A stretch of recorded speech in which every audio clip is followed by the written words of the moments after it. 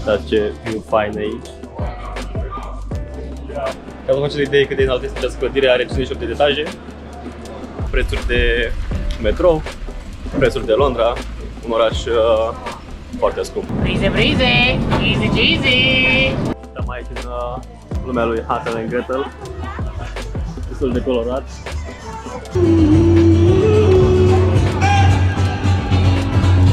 Uitați ce interior nice are.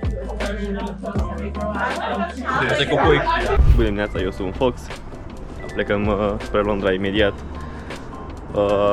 Mai exact în apropierea orașului Reading, luăm trenul. Videoclipul de astăzi o să fie unul super interesant, zic eu. O să vedem cât putem cheltui într-o zi de plimbare în Londra. O să pun ca target un buget de, zic eu, 100 de lire. Dacă îl depășim, asta e. Dacă mai rămân banii, o să fie pentru o altă vacanță. Doresc să menționez că în acest cost o să fie exclus hotelul, pentru că noi stăm la un prieten care stă în apropierea orașului Reading, și biletele de avion, pentru că depinde când le iei și cum le iei. Dar totuși pot să menționez că noi am dat 250 de lei pentru aceste bilete de avion din Iași până în Londra cu with discount. Ne-am achiziționat un travel card ca să putem călători de aici din Reading spre Londra. Am dat undeva la 22 de lire parcă, pounds. Cu acest travel card putem călători și prin Londra cu autobuzul, cu metrou, deci avem acces peste tot. În acest video o să fie inclus costul mâncării, pentru că dorim să mergem la un food market, o să aflați mai încolo. Costul atracțiilor turistice pe care o să le vizităm. După o călătorie de aproximativ o oră și jumătate am ajuns în Waterloo, una dintre cele mai mari stații din Londra, care face conexiunea cu diferite destinații. Stație mare.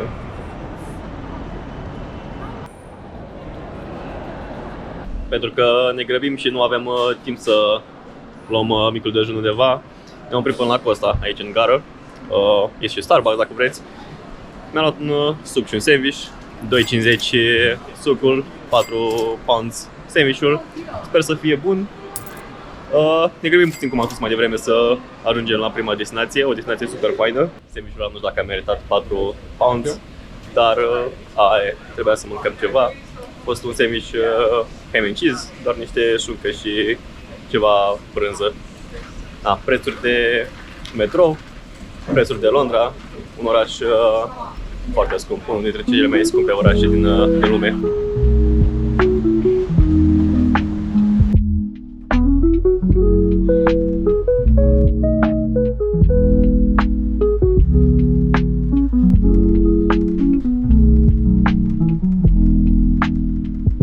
Prima atracție de astăzi, avem puțin și ajungem, 2-3 minute de mers pe jos. A fost cu autobuzul mai devreme, Double Decker, un simbol al Londrei, pe care îl știe toată lumea. Și o să urcăm undeva acolo sus. Este o atracție gratuită, deci 0 pounds în costul nostru de astăzi. Fiind o atracție gratuită, trebuie să aveți în vedere faptul că trebuie să vă rezervați locul din timp, undeva la o lună înainte. Dar dacă nu ați apucat să vă rezervați locul, sunt un număr de bilete walkable. Doar trebuie să veniți foarte devreme aici și este aici un scan. Și în cazul în care îmi prindeți loc pe walkable, aveți șansa să urcați. Noi am reușit să ajungem destul de devreme și să prindem loc. Urcăm acum sus și abia aștept să vedem cum este view-ul de sus. Uitați ce view fain aici. De-aia spune că suntem on top of the London. Mi se pare super interesant să vezi orașul de sus. Ce privește faină. Acolo undeva este Sky Garden, Tower Bridge și Shard acolo. Am mai fost și anul trecut Sky Garden, numai că este mult mai jos față de Horizon 22. Acesta fiind cel mai înalt punct din Londra. E și gratis. Deci vă recomand această experiență. Super faină să veniți aici. Ca să vă faceți o idee cât de înaltă este această clădire, are 58 de etaje. Și ajunge sus un lift care parcurge toate aceste etaje în doar 41 de secunde. Deci da, uitați ce fain se vede Londra în zare.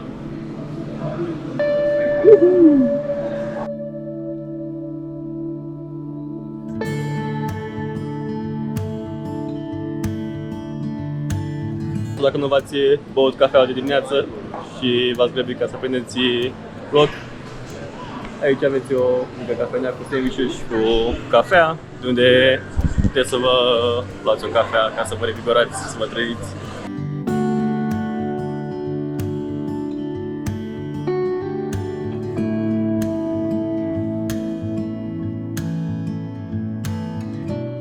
Dacă tot acest vlog este despre bani și cât poți să cheltui în Londra, să știți că o cafea aici la Horizon este undeva la, de câte văd, 3,60 un latte, 3,60 un cappuccino, o cola 2,50.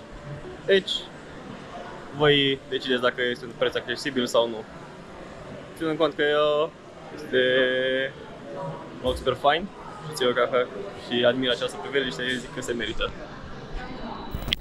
Coborâm iar la metro ca să ajungem la următoarea destinație, sau cum se spune, in the tube. De asta că Londra a fost prima țară, primul oraș cu sistem de metro în 1863 și acum are cam cel mai mare sistem de metro din lume. Lungimea șinelor de metro însumând 400 de km. Dacă le pune cap la cap, ai putea ajunge în Paris din Londra. Expresia mind the gap poate fi auzită în mare majoritatea stațiilor de metrou. Aceasta a fost introdusă undeva în 1969 și tensionează pasagerii cu privire la spațiul dintre metrou și scări.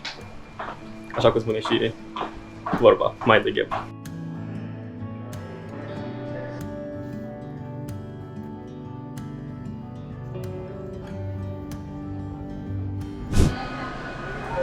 Am ajuns în Camden Town.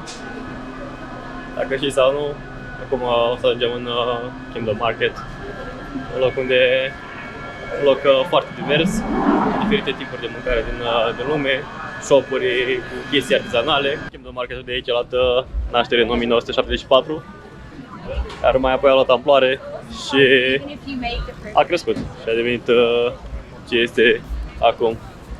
Vă zic că este nebunie aici, o grămadă de lume, o grămadă de shop-uri, o grămadă de chestii artizanale.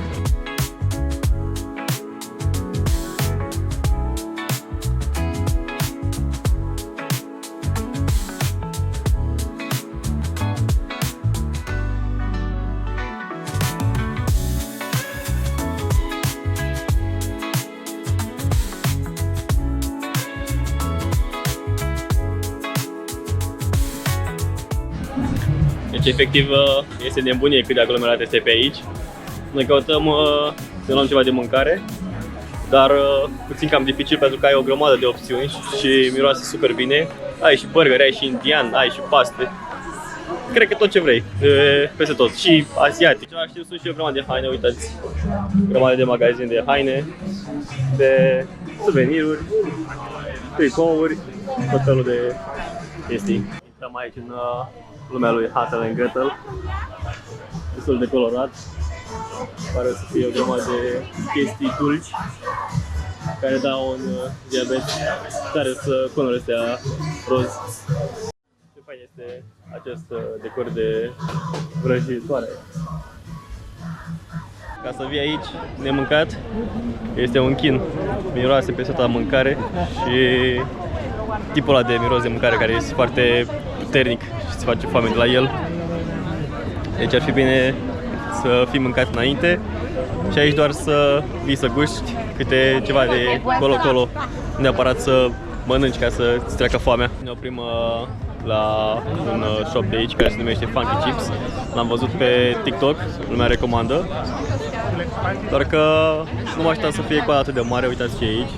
Toată coada asta pe acolo, fac. Este o porție mare de cartofi, loaded fries se numesc, cu tot felul de chestii înăuntru. Momentan nu am văzut meniu, urmează să vină un băiat să ne ia comanda de aici direct de la coadă. Văd ce au în meniu și ce mai atrage atenția să-mi iau. Imediat vă spun și prețul, tot să coste. Hello, you're the best in England! Cheesy, cheesy! Take some icy! No, yeah, brother! Yummy, yummy, brother! Okay, my brother, thank you, bye-bye! Yeah. What? Breezy, breezy! Easy, cheesy! Cam așa arată această porție de loaded fries. cu ceapă on top, plin de brânză și ne-a costat 12 pounds. Cheers! Sper că ați mâncat până acum și nu vă facem poftă.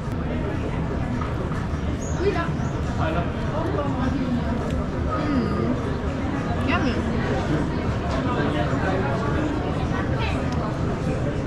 My God. Cam așa arată, cum a stat dimensiunea la acest cartof. Destul de măricel și destul de bun. Lipsește o bere de la acești cartofi cu siguranță. Căutați să ne luăm după o bere ca să alunge la vale.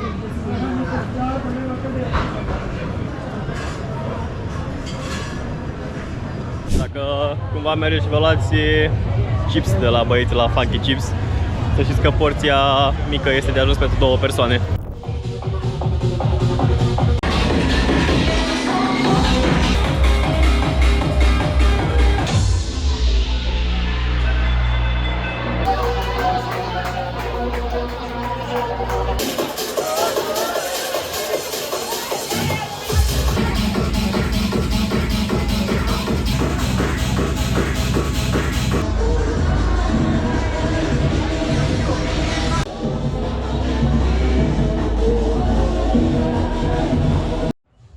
Nebunie curat acolo jos. Sper tare un magazin de chestii vestimentare și accesorii pentru rave-uri. Și na, un DJ care fixează acolo jos.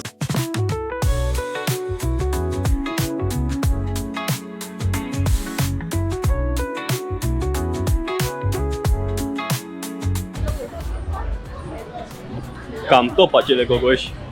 Ar putea spune că diabet direct.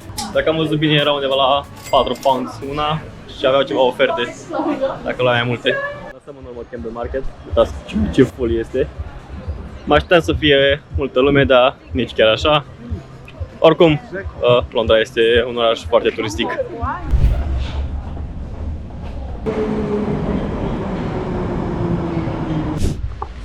Nu puteam avea o experiență full englezească fără puțină ploaie. Puțin să plouă, ploile comune din Anglia, dar norocul nostru este că următoarea activitate, următoarea destinație este indoor. Atracția de care vă spuneam mai devreme este Muzeul de Istorie Naturală din Londra. Acest muzeu a fost deschis în 1881. Este o capodoperă arhitecturală ce găzduiește undeva la 80 de milioane de exponate și reprezentând 4,6 miliarde de ani de istorie a planetei. Aici puteți găsi tot felul de exponate, dinozauri, pești, plante, diamante, tot felul, and so on. Unul dintre cele mai impresionante elemente ale acestui muzeu este scheletul unei balene albastre la scară de 1 la 1. Această balenă numindu-se Hope și se află fix la intrare, atrăgând milioane de turiști anual. Scheletul este acest de sus. Se pare foarte interesant cum este structurat un schelet a unei balene. De asemenea, am văzut că balenele ar avea un fel de degete, numai că ele sunt lipite de acea membrană. Acest muzeu este împărțit în câte 4 zone diferite, fiecare având câte tematici diferite, cum am spus și mai devreme, de la dinozauri în zona albastră, aceștia se pot găsi în zona albastră, până la evoluția umană și mamele în zona roșie, quartz, diamante, minerale în zona verde. Dacă veniți la acest muzeu, vă recomand să vă bucuiți biletul din timp, iar dacă nu aveți, se poate rezerva și direct aici, numai că coada este destul de mare, mai ales în weekend.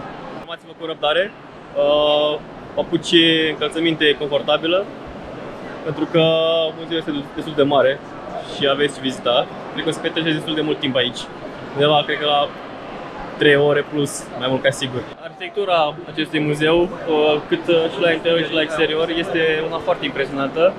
Cum am spus și mai devreme, este o capodoperă arhitecturală. Spui că ești în filmul Harry Potter. Uitați ce faine sunt toate aceste scări, acele columne și tot. Zici că este pur și simplu în Harry Potter.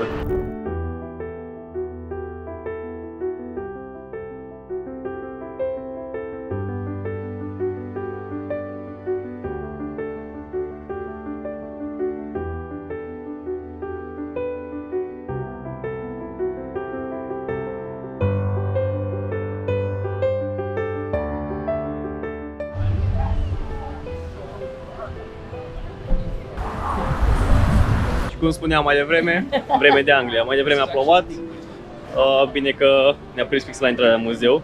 Și acum uitați ce frumos este afară, soare, s-a înseninat, numai bine de plimbare.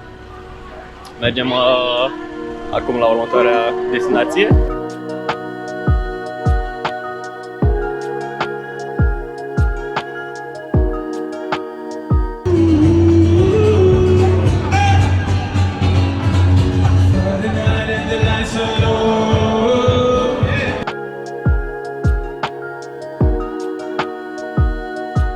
Un drum lung cu autobuz am reușit să ajungem și în Chinatown. Ultima destinație, aș putea spune, din această seară.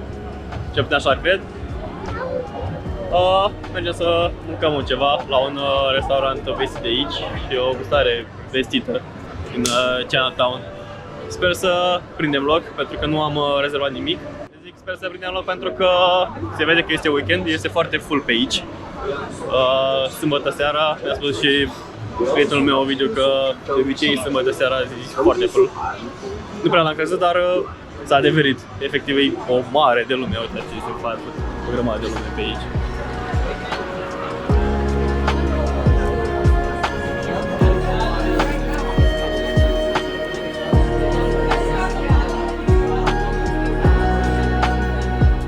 Încercam acum banul cu beef, acesta fiind simbolul beefului din Chinese.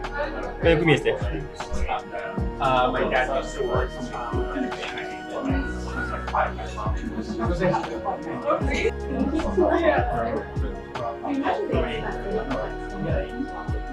Sunt foarte bune. Și uitați ce interior nice are. Este copoi. Am spus că aia de mai vreme era beef, dar de fapt am greșit. Era lemn. Și asta e ultima, cu beef. Asta e simbolul de la beef. Trebuie să depărtăm mai hârtia aceasta, care o hârtie probabil în procesul de preparare. Cheers! That's why I left it. Very nice. Te spune că am avut puțin noroc cu Pan House, cu restaurantul unde am mâncat acele pans din Chinatown, pentru că este puțin coadă aici. Și data ce ne-am așezat la coadă a venit cineva și ne-a întrebat dacă vrem să luăm takeaway sau să mâncăm înăuntru. Noi am spus că vrem să mâncăm înăuntru, că e mai confortabil. Am gustat asta rapid, foarte interesant, vă recomand. Locul este aici, frumos, Pan House, super fain. Ceva de precizat, noi n-am știut. Aceste Pan House, umplutura este făcută cu sos de oysters. Dacă aveți alergii, selfie sau ceva, din păcate nu puteți mânca. Mergem acum să luăm niște dulciuri tradiționale chinezești. Ceva ce am încercat și trecut, acum vreun an. Așa arată locul din să luăm acele chestii dulci, Chinatown Bakery. Intrăm imediat înăuntru să vedem ce găsim. Este locul în care îți iei un fel de tavă și te plimbi prin magazin ca să vezi ce găsești.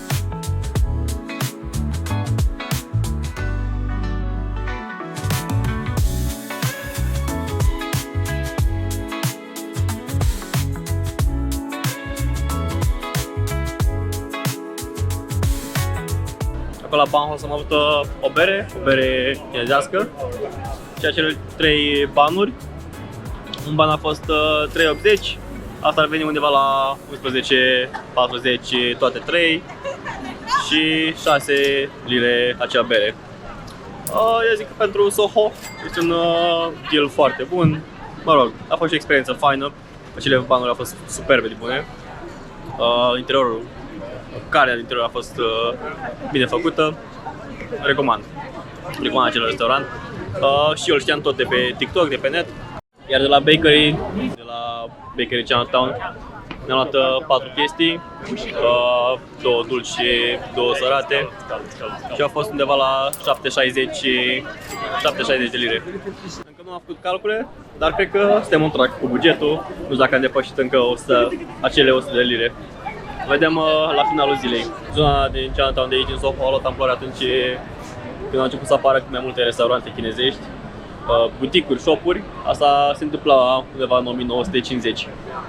Și de atunci s-a evoluat și este ce este astăzi. Acolo în spate este poarta de intrare în Chinatown. Poartă instalată în 2016. Se spune că este cea mai mare poartă din Europa. Și de asemenea este un simbol foarte important pentru comunitatea chineză de aici. Pentru că nu puteam încheia această excursie, această mică vacanță și pleca din Anglia fără un magnet. Ne-am oprit și a cumpărat acest magnet. Deci care a fost destul de drăguț.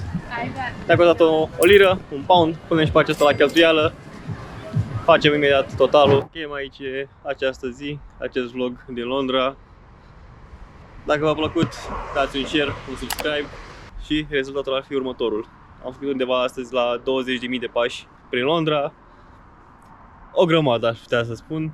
Și am cheltuit undeva la 65 de lire. Mă uit imediat. 67,5 mai exact. Deci n-am depășit acel buget de 100 de lire pe care mi l-am propus la început. Cum am spus și la început, în acest buget a intrat transportul de aici din Reading spre Londra și prin Londra tot. Mâncarea pe care ați văzut-o de-a lungul videoclipului. Am avut noroc că nu am plătit pentru atracții, pentru muzee. Muzeul de istoria naturii a fost gratuit. La Horizon a fost gratuit, ceea ce a fost nice. V-aș mai putea recomanda încă două chestii gratuite. Muzeul de știință și Tate. Dacă ajungeți în Londra, vă recomand aceste chestii să le faceți. Ciao, o seară bună!